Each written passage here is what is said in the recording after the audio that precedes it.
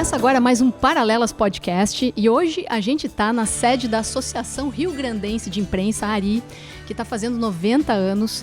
E nós estamos aqui por um motivo especial, claro, para receber um grande jornalista, um cara que marca a história da comunicação no Rio Grande do Sul, que eu estou muito feliz particularmente por ter aqui, porque ele também marca a minha história, eu aprendi muito com ele.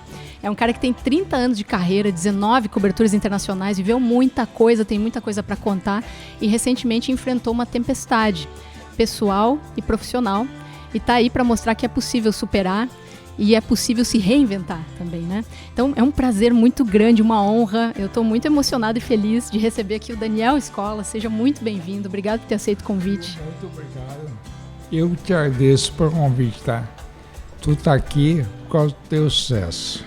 Eu só abri a porta pra ti. Não fiz nada mais que isso. Se não fosse boa, pensa bem. Se não fosse boa, não estaria aqui.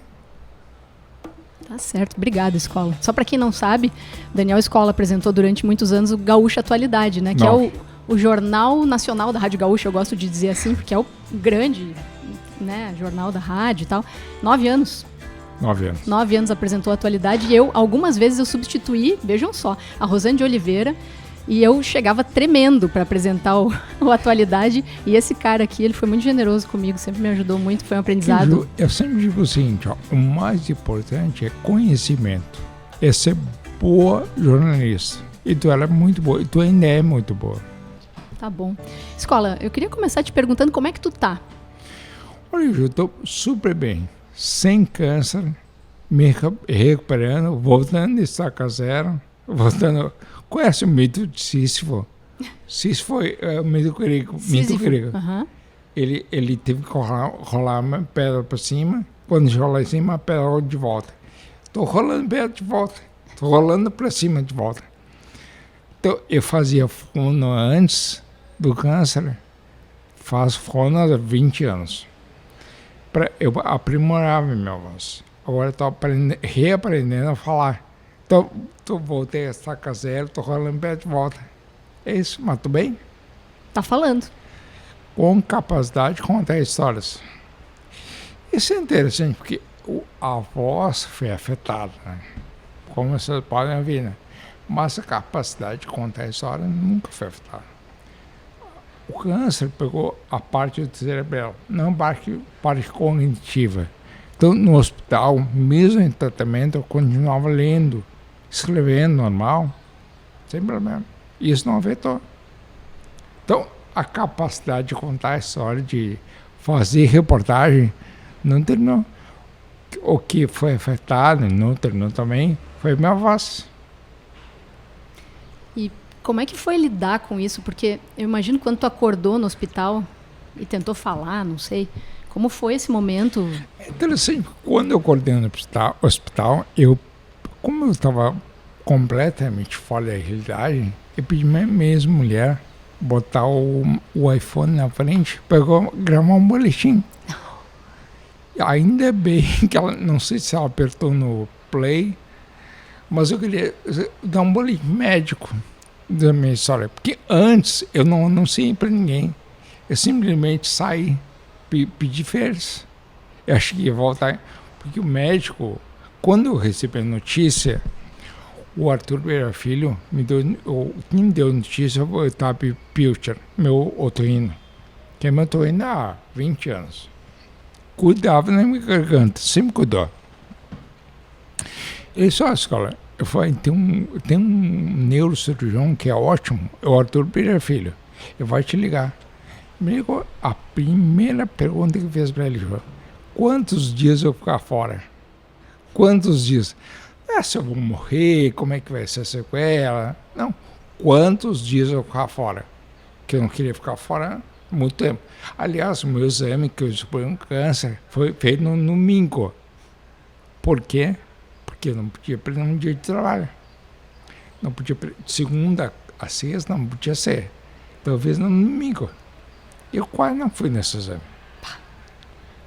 Porque eu era campeão de exame. Campeão. Porque eu era super-herói, sabe? Nunca ia acontecer nada. A tempestade passava lá no fundo. E a minha mulher, que é muito mais sábia que eu, muito mais inteligente, me dizia assim: vai fazer um exame, vai fazer um check-up. Tu trabalha tanto que tu ainda vai ficar doente. Eu dizia, mas é uma alarmista mesmo. E ela dizia, tu trabalhando tanto, tu põe o teu trabalho em primeiro lugar. E a família em segundo. E ela estava absolutamente certa. Hoje tu enxerga isso. Hoje eu enxergo isso. Precisei passar por isso para descobrir. Eu tinha que levar uma sacudida mesmo. Mas não precisava ser um ganso, né? Foi uma sacudida gigantesca. Foi uma, como tu disse, o primeiro livro, Aluno da Tempestade, foi uma tempestade, um temporal, um tornado que passou na tua vida, né? Mudou completamente, porque em 2021 eu estava no auge da carreira. Fazendo comentários na RPCV, apresentava a atualidade, que é, como tu diz, o Jornal Nacional do Rio Grande do Sul, e de repente, um câncer. Eu quase morri e tive sequelas. Inclusive, eu trabalhava tanto que que a minha mulher dizia isso, tá? Mas eu julgava, Ju, a qualidade do meu trabalho pela quantidade de horas que eu trabalhava. Então eu tinha trabalhado 12, 14, para me sentir bem. Se eu trabalhasse 8, eu era ruim. Lido, erro crasso. Achar que trabalhar mais significa ser melhor. Não é isso. Não tem nada a ver. Qual foi o momento mais difícil, olhando agora? Olha, o momento mais difícil foi primeiro, me afastar do meu emprego, né? Minha profissão. E depois deixar minhas filhas. Aí eu vi a importância de rede de apoio. A importância de gente estar contigo, te visitando, te levando no hospital, te apoiando. Essa energia positiva foi muito importante para mim. Em algum momento tu teve medo de morrer? Ju, não. Teve uma vez quando o médico disse assim, a chance de morte existe. Existe também uma chance de tu ficar em estágio vegetativo. Mas vamos torcer para que tudo aconteça bem. Graças a Deus, tudo aconteceu bem. Mas tu chegou a ter parada cardíaca, teve uns momentos bem dramáticos na UTI, sim, né? O médico, o Arthur me disse assim, vamos tirar o tumor e aí tu pode ter complicação, tá? E eu tive complicação. Eu tive depois tirou o tumor, eu estava na UTI, eu tive uma complicação de hidrocefalia. E para tirar o excesso de água, botar um dreno na minha cabeça. Ainda tem a cicatriz aqui. E para extrair. E meu batimento cardíaco caiu de 80 para 27. Nossa. Então, isso na medicina é quase morto. Aí alguém, médico, a medicina me salvou. Medicina, a tecnologia, essas coisas aí. Essa coisa que tu falou de quase morte, né? Muita gente diz que vive experiências de quase morte. Em nenhum momento eu pensei isso. Nenhum momento. Aliás, é uma coisa interessante. Dor física, não senti. Só senti dor psicológica. Mas sabe o que foi isso? Foi o preço que eu paguei por tantos anos de excesso. Também, né? Como foi essa dor psicológica? O que tu sentiu? O que aconteceu na tua cabeça? Primeiro, eu perdi meu pai no meio do tratamento por Covid. Depois, assim, ficar longe da família, ficar longe do trabalho e tudo, sabe? Essa dor psicológica. Então, entrei em depressão e tomei antidepressivo. Eu falo isso abertamente, porque isso até a década de 50 é um tabu. Ainda é um tabu, mas não para os mais velhos é um tabu. Mas para mim não é um tabu. Quanto mais falar, melhor. Claro. E tu faz terapia hoje? Faço terapia. Não tem como não, né? Não tem como não, Ju. Tu precisa botar as coisas para fora. Não é como um amigo, né? Alguém que vai receber essa carga negativa, sabe? Precisa tirar esse ti. E por que tu decidiu escrever sobre isso, Escola? Porque, assim, ao mesmo tempo, eu imagino que seja um tema difícil, tu te expõe, é uma situação pessoal complexa, tem gente que não quer falar sobre, né? Que acaba E eu acho que isso é a pior coisa. Se fechando. Tu resolveu falar porque foi importante para ti. Eu vou te dizer o seguinte, ó, Ju, antes do câncer, muita gente me incentivava a escrever um livro. Eu dizia, não é para mim. Quando eu me aposentar, lá em 2040, eu escrevo um livro sobre a minha história de repórter, minhas memórias. Porque na faculdade a gente é ensinado a não contar para a história, não usar o pronome eu. Primeira pessoa, nunca. Aí eu pensei, não vou fazer isso. Quando eu passei pelo câncer, eu pensei, eu guardei uma história. Mas eu quero escrever um livro sobre câncer. Quero escrever um livro que ensine as lições que eu aprendi durante o tratamento. Eu aprendi várias lições. Rede de apoio, plano de saúde, bons profissionais, tempo. Tempo foi... Agora eu vim subindo esse prédio aqui. Primeira coisa que eu olhei, se tem corrimão. Acessibilidade para a sociedade. Acessibilidade, que para tanta gente é um tema menos importante, né? Aí a gente passa a entender por que é tão importante falar disso. Rede de apoio. Ju, essa foi a lição mais importante que eu aprendi. Porque antes, por exemplo, um amigo meu me convidava para almoçar, tá? Eu disse, hoje não posso, vou trabalhar. Quem empurrou a minha cadeira de rodas? Um amigo. Quem ficou lá no hospital comigo? Um amigo. Antes eu não tinha para a família. Antes eu não tinha porque eu tinha que trabalhar. Que eu queria trabalhar. E agora, quem ficou comigo? Minha família. Quem estava lá no dia 20 de maio de 22, na minha casa, quando terminei o tratamento de câncer, meus amigos, família, vizinhos, colegas de trabalho, todo mundo lá vende. E essa gente aí, que tanto me apoiou, tanto me recebeu, tão bem me recebeu e vibrou muito comigo, antes não dava muita bola, não era prioridade para mim. Minha prioridade era trabalho. Que lição, né? Mas agora é um jeito de aprender tão difícil, né? Ju, pois é, eu não precisava ter passado por isso, né, para aprender. Mas, ao mesmo tempo, eu fico pensando, eu precisava levar uma sacudida muito forte. Eu fui um câncer. Assim, eu descobri a importância dessa gente toda. Plano de saúde, vamos lá. Antes do câncer, plano de saúde para mim era um gasto. Hoje é um investimento. O nosso SUS é maravilhoso. Eu diria que é o melhor programa de saúde pública do mundo. Só que, infelizmente, ele é mal gerido e mal financiado. Então, se eu tivesse só SUS, eu não estaria aqui hoje, infelizmente. Mas, de novo, o SUS é maravilhoso, o SUS é muito bom, só que é mal gerido e mal financiado. Com o SUS, eu teria que ter esperado 1 ano para fazer uma cirurgia. Se eu esperasse 1 ano, não podia esperar, João. Não podia esperar. Nem pensar. Se eu tivesse que esperar, não estaria aqui hoje. Estaria vivo, estaria morto. E como é que foi o tratamento, Escola? Foram quantas sessões de químio? Como é que foi esse processo? Quantos meses levou isso? 8. 8 meses de tratamento. Duríssimo, 8. Né? Duríssimo. Primeira vez 30 sessões de quimioterapia. Depois eu fiz 6 ciclos, 30 sessões de radioterapia. Depois 6 ciclos de quimioterapia. A quimio foi mais agressiva também. Porque era muito excesso de medicação. Tive muitas aftas na boca.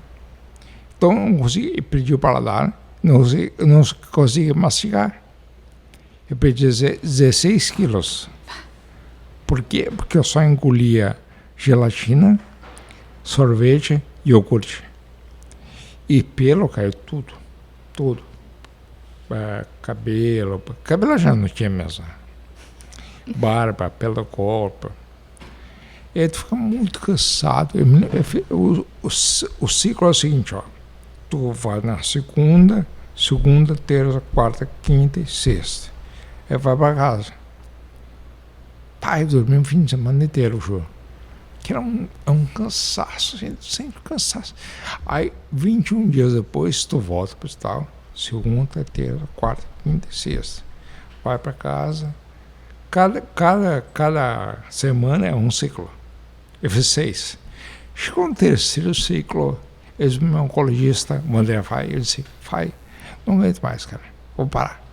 Ele disse, bem assim, escola, eu não conheço ninguém que tenha sobrevivido, que tenha parado e sobrevivido. Tu tá nos 45 do segundo tempo, vamos terminar essa partida aí. Tá, então vamos. Aí, ainda bem, eu terminei. E ainda bem que tu tá aqui. Tu tá aqui hoje, tá aqui com um livro novo. Aí, Ju, sim, falando de jornalismo. Quando eu terminei o tratamento, comecei a escrever ao aluno, eu pensei, sabe aquele livro lá que eu planejava fazer em 2040? Fazer agora. Eu estava lendo essas credenciais aqui, ó. Uhum. Várias coberturas internacionais e tal. Eu pensei, eu vou contar a história agora. Aí escrevi esse livro, que foi lançado agora. Lançado agora há pouco, antes da tempestade, Isso. 30 anos de jornalismo. Isso. Qual foi a cobertura que mais te emocionou, que mais te impactou? Cobertura internacional ou nacional? Enfim, qual foi o que tu considera... A internacional, te digo, foi o Vaticano Conclave 2013. A IBS me disse o seguinte, ó, tu vai para lá fazer a escolha do Papa Francisco. Tem uma chance de tu ir para o velório do Hugo Chávez também. O Chávez morreu naquela mesma época ali. Tu quer ir para a Venezuela, quer ir para o Vaticano? Eu quero ir para o Vaticano, cara. Tu pôde escolher, verdade? É? Não sabia disso. E aí tu foi para o Vaticano e foi quem anunciou o Papa argentino. Fala aí como é que foi. Sabe por quê? Porque na época, para ver como a aposta é uma ilusão, né? Na época tinha um papa, um cardeal italiano, que aliás é o Ângelo Scola, que eu pensei, pô, se esse papa for eleito, vai explicar por que meu parente é papa, né? Fiz uma pesquisa, não era da mesma ramificação, né? A árvore genealógica dele é diferente. Ele é da Lombardia, hoje ele é o cardeal de Milão. Aliás, nesse conclave, de novo ele foi cotado. Então tinha o Papa, e minha família, a escola é do Vêneto, é do outro lado do país. Tinha um cardeal francês, tinha um cardeal americano, tinha um cardeal, até o Dom Gilo brasileiro era cotado. Era cotado, é verdade. E aparece quem? Bergoglio. Graças a Deus eu tinha uma fonte boa do meu lado, Padre Antônio, que aliás aparece aí na foto. Padre Antônio Hofmeister. Isso, gente finíssima. Aí eu não conheci ele, na verdade. Eu conheci lá, né?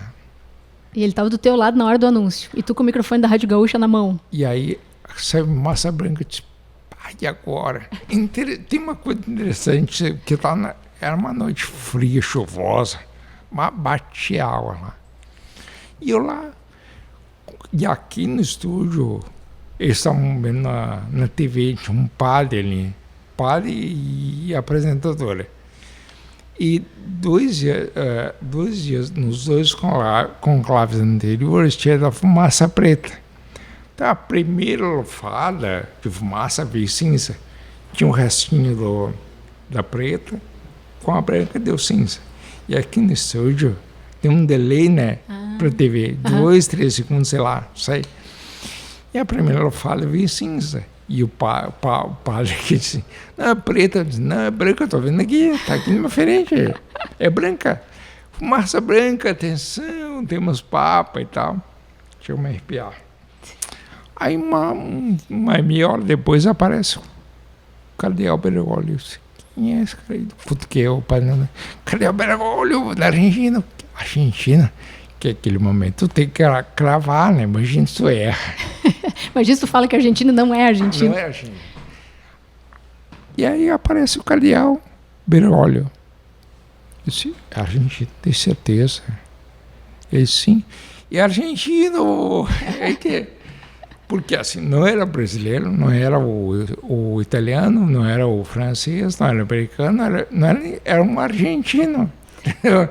E na minha frente tinha um padre, sei lá, um frei, sei lá, vazio.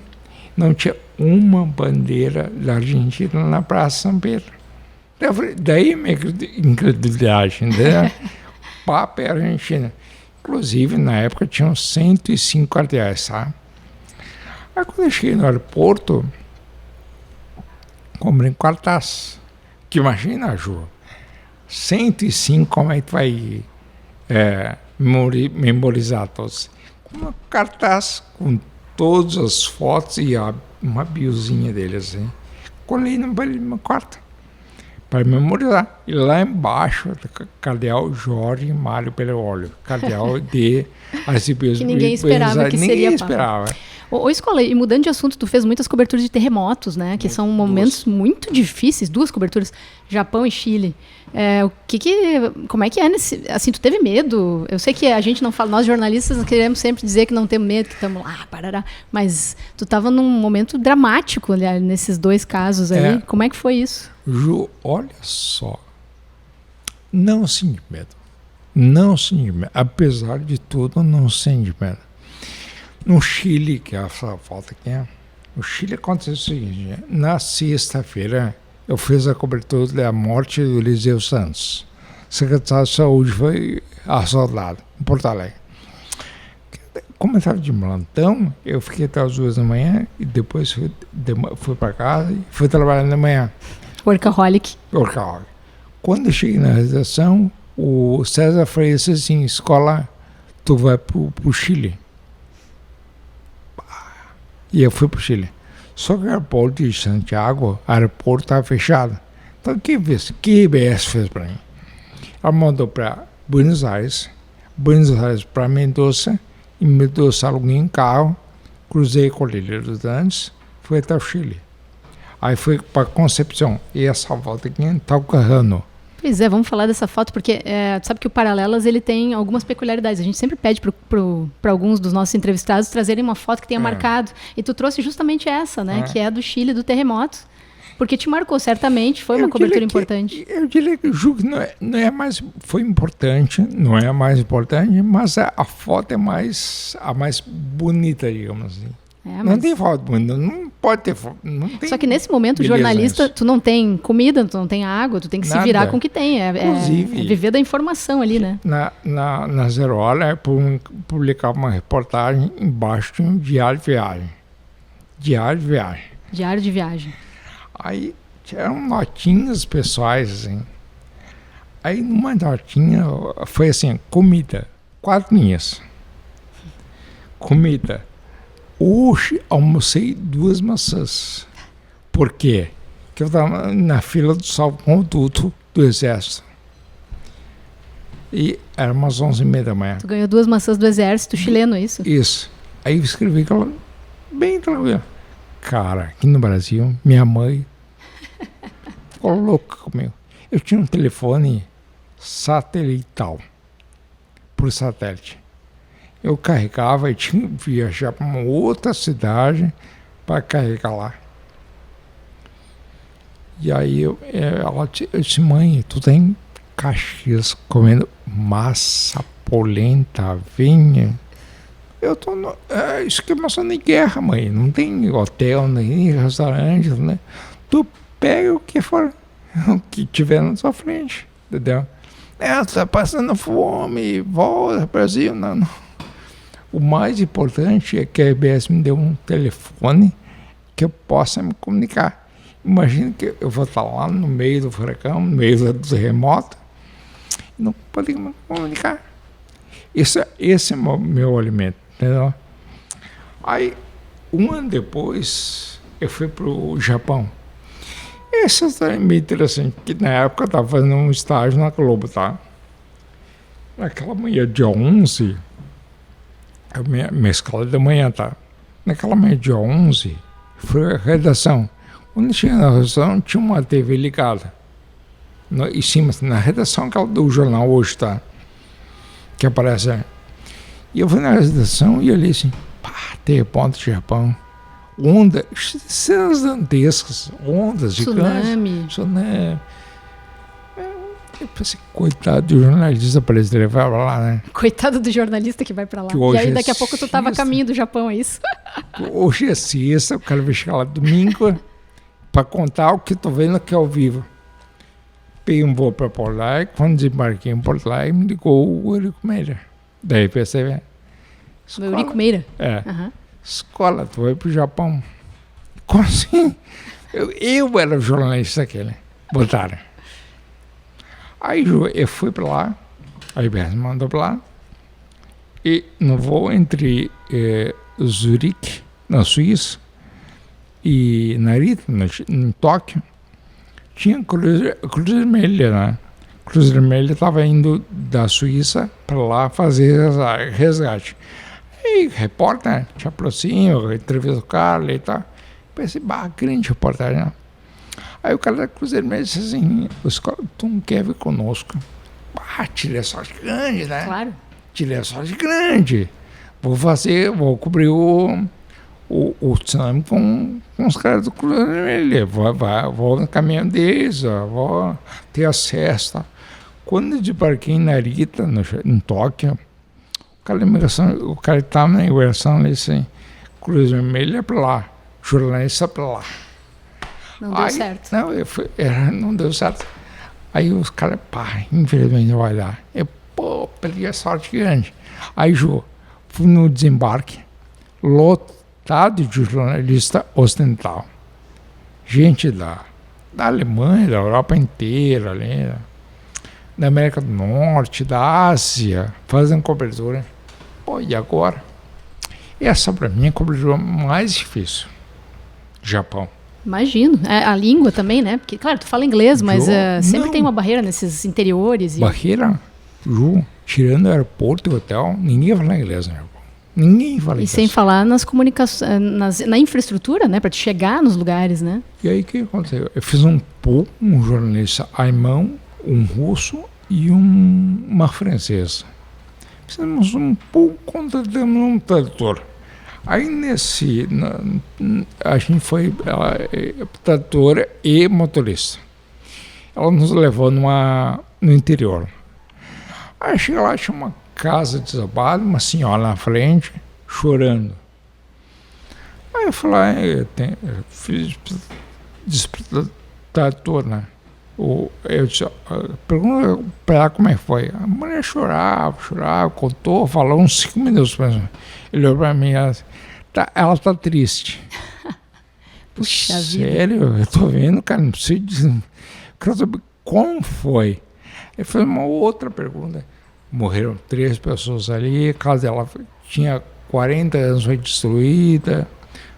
Tragédia. Aí dizem que o jornalista gosta de tragédia. Não, é horrível. A gente gosta de notícia, seja ela boa ou ruim, ou triste. Nesse caso, ela é triste, infelizmente. Mas a gente adora notícia boa, notícia feliz, entendeu? E ali tu presta um serviço também. Claro. Né? As pessoas às vezes chamam o jornalista de urubu. Não é, ele está prestando um serviço para a sociedade, informando o que está acontecendo, senão... Enfim, como é que tu vai saber? E uma informação com credibilidade, né? Que é o que tu sempre conseguiu transmitir. Eu acho que um pouco do sucesso da tua carreira e do respeito que as pessoas têm por ti até hoje se deve a essa credibilidade que tu construiu. Vou te contar uma coisa, Ju, que é bem importante, né? Quando eu entrei no jornalismo, eu pensei, agora eu vou falar para uma plateia grande, não vou falar para a escola. Tá? Não vou passar só o que eu gosto. Vou ter que tratar de informação. Informação é uma coisa muito importante. Claro, sem dúvida. Eu abdiquei, Ju, até de uma amizade, porque o cara era muito extremista. Até ali eu já achava meio estranho, tá? Mas uma vez eu fiz uma crítica e resmungou no partido dele. Ele veio tirar essa situação comigo. Eu disse, cara, vamos fazer assim, a gente não vai mais ser amigo.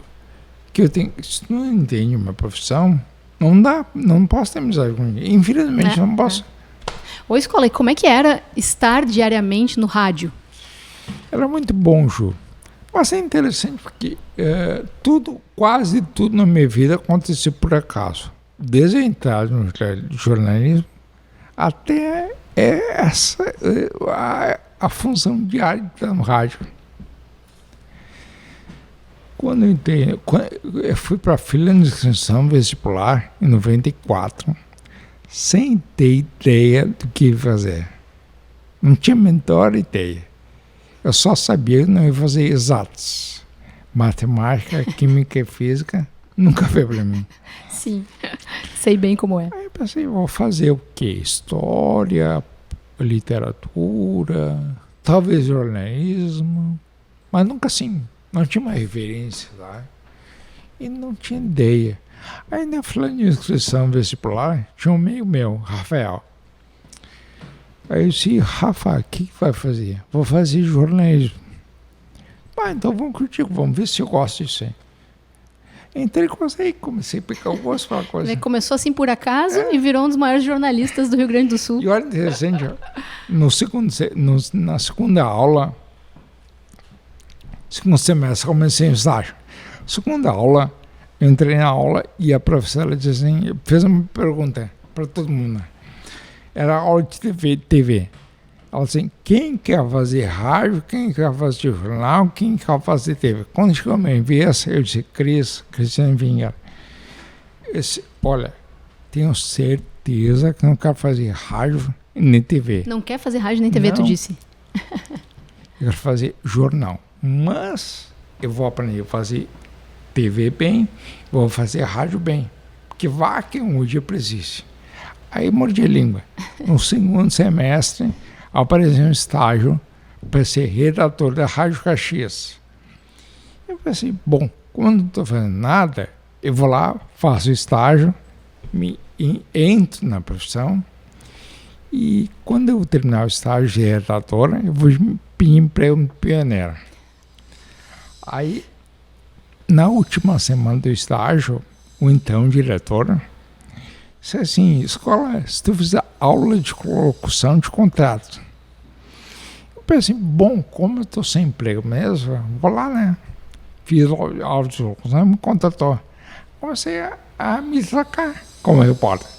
Eu pensei, qual é a maior empresa de comunicação do sul do Brasil? É a RBS. Foi a maior rádio gaúcha, eu diria a maior rádio do Brasil de notícias. Aí eu então liguei para o André Machado. André era o chefe de reportagem. Disse, André, eu tenho um sonho. Eu queria muito trabalhar na Rádio Gaúcha. A escola, mas não te conheço. Então vamos fazer o seguinte, ó. Eu vou gravar uma fita cassete, te mando, e tu faria. Então eu gravei uma fita cassete com uma entrevista com o Brizola. Brizola tinha do Caxias. E eu fiz entrevista com ele.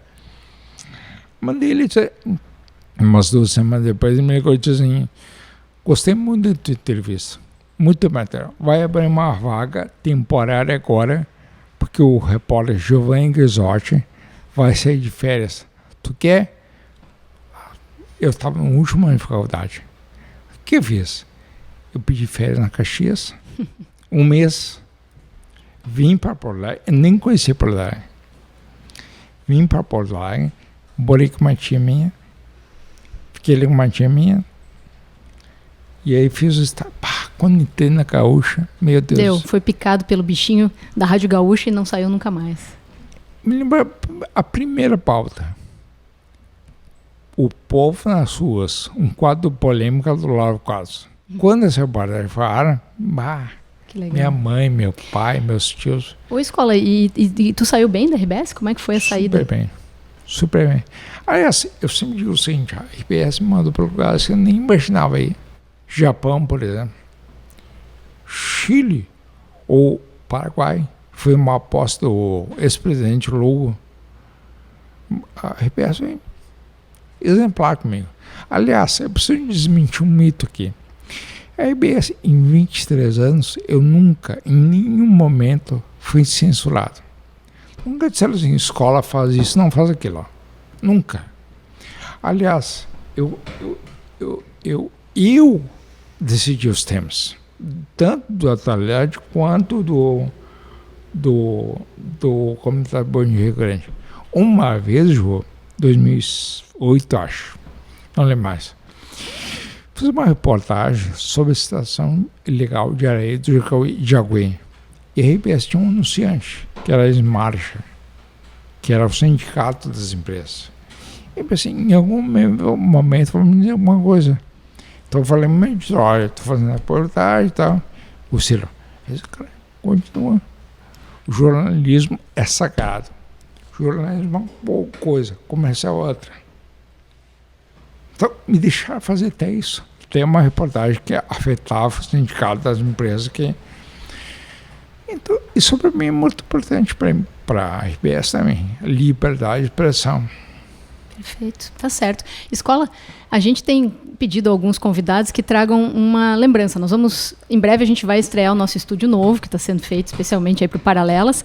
A gente vai ter uma prateleira lá que nós vamos fazer um relicário. Nós estamos guardando lembranças de pessoas que passam pelo programa e que fazem a diferença. E eu queria saber se tu trouxe alguma coisa, pelo que eu estou vendo aqui na mesa, tem um microfone. O que é isso aí? Acho que me representa bem, né, João? Olha, eu acho que sim, né, Escola? Ganhei esse microfone faz muitos anos. Eu pensei, vou levar lá para Paralelas. Representa bem, apesar de minha voz não ser tão boa hoje. Acho que resume a minha história. É verdade. Muito obrigado, viu? Vai ficar bem bonito lá na minha prateleira. E a voz tá voltando, né? Segue em tratamento. Muita fono, muita sessão de fono, muita ajuda, muito esforço, porque é o meu instrumento de trabalho, né? Que eu acho que o poder da voz é um troço incrível. Assim, tu comunica quando por exemplo, uma banda, tá? A banda começa a tocar só instrumental. Entra o vocalista e diz, é a banda tal. Esse é o poder da voz. Tu identifica quem está falando pela voz. E para o comunicador, para o jornalista, a voz é fundamental. Bom, tu sabe disso, né? Escola, só para encerrar, tu quer deixar alguma mensagem, quer falar alguma coisa? Sim.